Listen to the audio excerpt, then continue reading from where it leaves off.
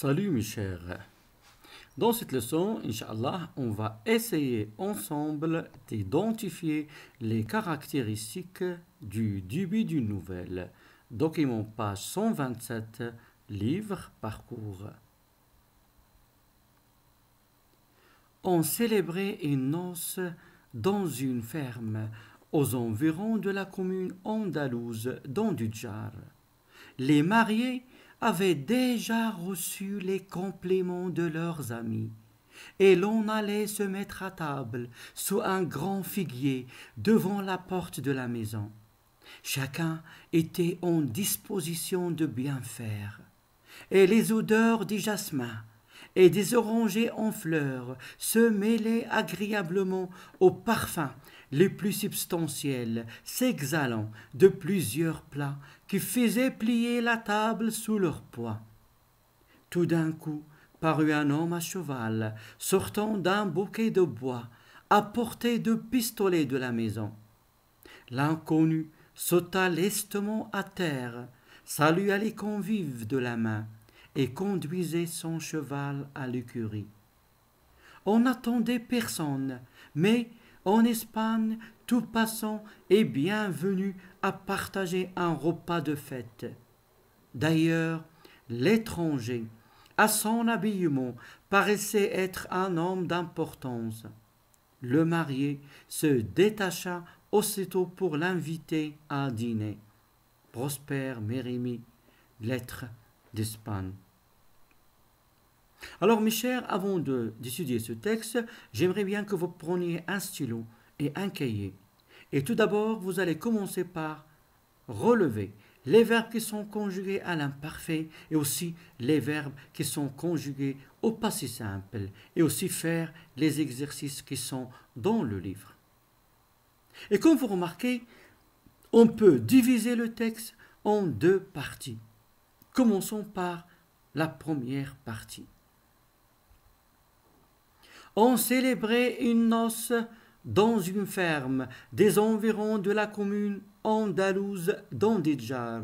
Les mariés avaient déjà reçu les compliments de leurs amis, et l'on allait se mettre à table sous un grand figuier devant la porte de la maison. Chacun était en disposition de bien faire, et les odeurs des jasmins et des orangers en fleurs se mêlaient agréablement aux parfums les plus substantiels, s'exhalant de plusieurs plats qui faisaient plier la table sous leur poids.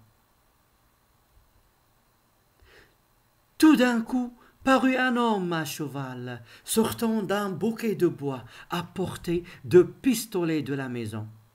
L'inconnu sauta lestement à terre, salua les convives de la main et conduisait son cheval à l'écurie.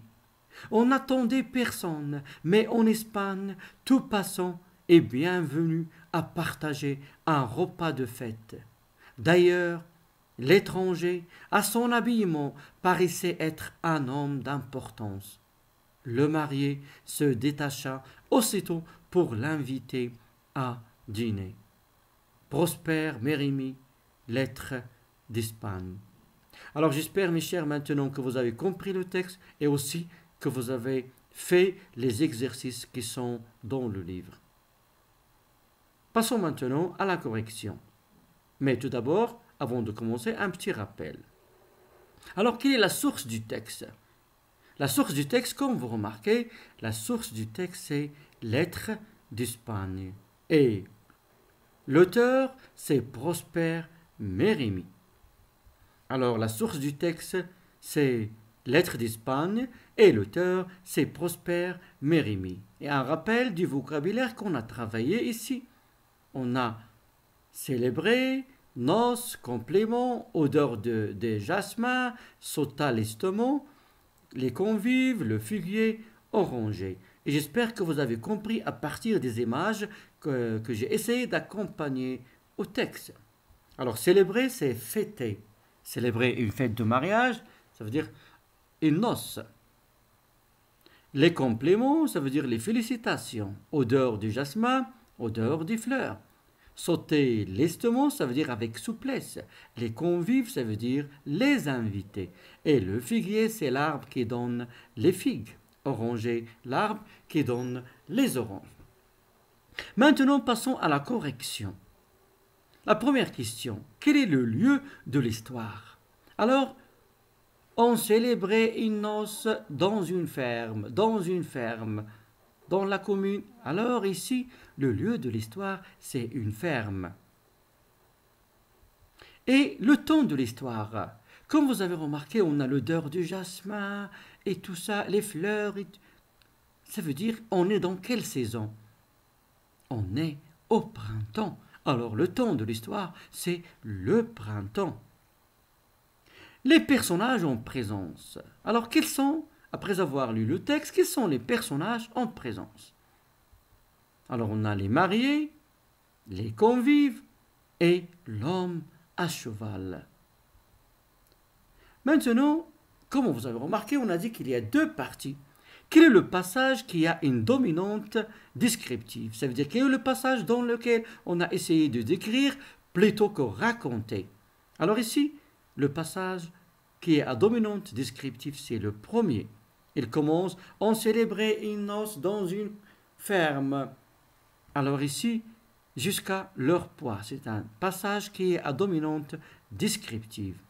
Et la deuxième partie, elle est à dominante narrative, ça veut dire on raconte. Il commence par tout d'un coup jusqu'à la fin.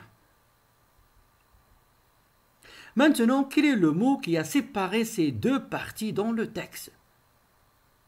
Tout d'un coup parut un homme. Alors voilà le mot, ou bien l'expression qui a séparé ces deux parties. Maintenant, la première partie. Comme vous avez remarqué, dans la première partie, on a fait la description. On célébrait une noce dans une ferme aux environs de la commune andalouse d'Ondidjar. Alors ici, on a essayé d'écrire. Il n'y a aucun problème. Ça veut dire qu'il y a la stabilité dans l'histoire. Alors ici, c'est la situation initiale. La deuxième partie. Tout d'un coup parut un homme. Alors ici, il y a un élément modificateur qui va changer le cours de l'histoire. Apporter le pistolet de la maison, ça veut dire tout le regard des invités, il va être fixé sur cet homme-là. Ça veut dire qu'il y aurait un changement dans le cours de l'histoire. Alors la deuxième partie, elle correspond à l'événement inattendu. Maintenant, quels sont les mots qui nous indiquent la stabilité dans le récit, dans la première partie? Dans la première partie, il y a plusieurs mots. On peut citer à titre d'exemple célébrer, noces, parfum, bien, odeur du jasmin, etc. Quels sont les mots exprimant un mouvement? Regardez bien, surtout dans la deuxième partie, il y a des mots qui expriment un mouvement. Sauter, sauta, salua, conduisait. Alors, la deuxième partie, elle est riche des mots bien divers qui expriment le mouvement.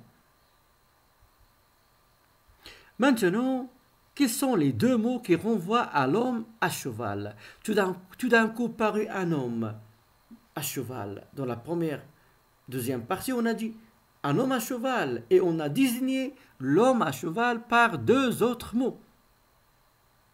Il y a deux mots, il y a l'inconnu, il y a l'étranger. L'étranger, inconnu. On ne connaît pas cet homme-là, il est étranger. Ça veut dire on peut même dire qu'il y a un danger. Il ne faut pas faire confiance à quelqu'un qu'on ne connaît pas. Ici, maintenant, la valeur narrative de ces deux mots. Quelle est la valeur? Pourquoi on a utilisé ces deux mots, inconnu et l'étranger? On est dans un récit. Quelle est la valeur narrative? Alors ici, c'est marquer le changement dans le cours de l'histoire. Maintenant, quelles sont les caractéristiques de début d'une nouvelle? Comme vous avez remarqué, on a la situation initiale, on a l'événement inattendu. Dans la situation initiale, le type de texte dominant. Alors, est-ce qu'on a un texte narratif ou bien un texte descriptif? Alors, on a la description dans la première partie, dans la situation initiale. Ça veut dire qu'il est à dominante descriptive. Les temps verbaux qu'on a utilisés, l'imparfait, déjà on a vu les temps de ici, on a dit l'imparfait est un temps de description. Et les types de verbes, ce sont les verbes d'état. Maintenant, l'événement inattendu. Dans l'événement inattendu, le texte il est à dominante narrative. Ça veut dire qu'on a un texte narratif. On essaie de raconter plus que de d'écrire. Et la plupart des verbes sont conjugués au passé simple. Ça veut dire le texte il est à dominante narrative et la plupart des verbes sont conjugués au passé simple. Et les types de verbes qu'on a utilisés, ce sont des verbes d'action. Maintenant, revenons au texte. Commençons par la première partie. On célébrait une noce dans une ferme des environs de la commune andalouse d'Andijar. Les mariés avaient déjà reçu les compliments de leurs amis. Et l'on allait se mettre à table sous un grand figuier devant la porte de la maison.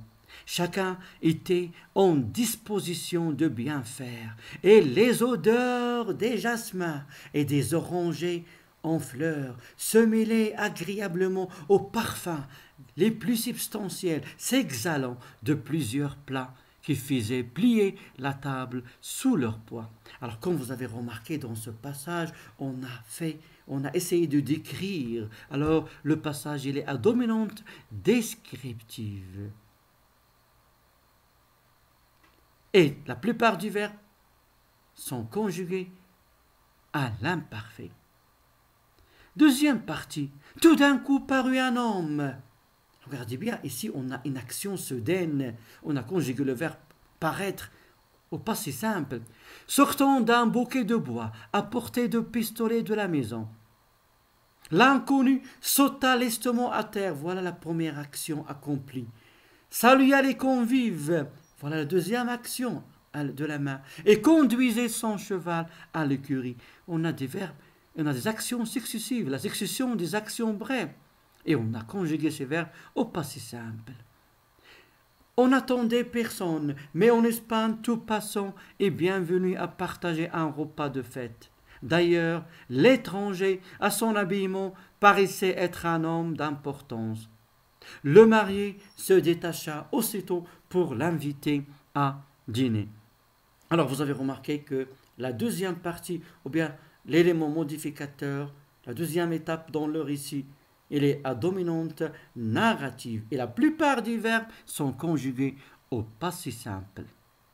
Alors j'espère mes chers maintenant que vous avez identifié les caractéristiques du début d'une nouvelle. En attendant les prochaines leçons, à bientôt mes chers.